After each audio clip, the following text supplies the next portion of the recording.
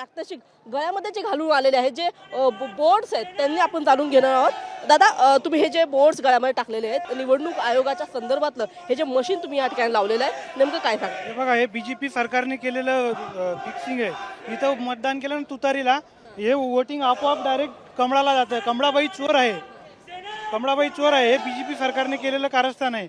खरं तर या बोर्डवरती आपण बघतो की विविध पक्षांची चिन्ह आहेत, त्यांची नावं आहेत उमेदवारांची। तुम्ही कसं हे आम्हाला एकदा करून दाखवा। हे बघा, इथं आता मी तुतारीला मतदान करणार। तुतारीला मतदान केले की इकडे व्हीव्हीपॅट मध्ये कमळाची चिठ्ठी येते। म्हणजे हे फिक्सिंग केलेलं आहे बीजेपी सरकारने। संदर्भातल्या अनेक तक्रारी आलेल्या होत्या, तुम्ही घोड केलेला आहे भरपूर मोठा। एका घरामध्ये 10-10, 20-20, 40-40 लोकांचे नावं दिलेले त्या लोकांनी। म्हणजे डुप्लिकेट मतदान नोंदवतात आणि कुठून तरी बसेस भरून आणतात आणि मतदानाला नेतात। आता त्या लोकांनी इथं तुतारीलाही मतदान दिलं ना तरी ते वोटिंग बीजेपीलाच जात आहे।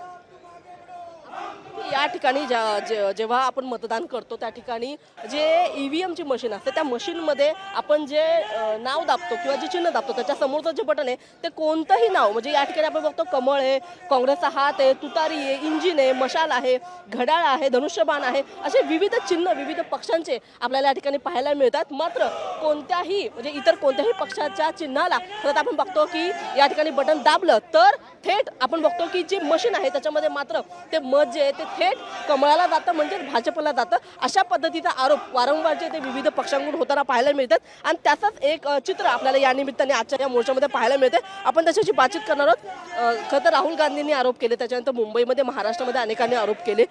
कसा घोळ मतदान याद्यांमध्ये आणि EVMच्या मशीनमध्ये होतोय? मुळात मतदान याद्यांमध्ये अनेक प्रकारचे बोगस मतदार यांनी पैसे देऊन म्हणा किंवा सत्तेचा गैरवापर करून भरलेले आहेत। बऱ्याच ठिकाणी आपण पाहायला बघतो, आमच्यासारख्या नवी मुंबईच्या शहरामध्ये सार्वजनिक शौचालयामध्ये सुद्धा मतदारांची नावं नोंदवली गेलेली आहेत। आयुक्त निवासामध्ये मतदारांची नावं आहेत। 10x10च्या खोलीमध्ये आज 100 लोकांची मतदारांची नावं नोंदवली गेलेली आहेत। काही ठिकाणी एकाच नंबर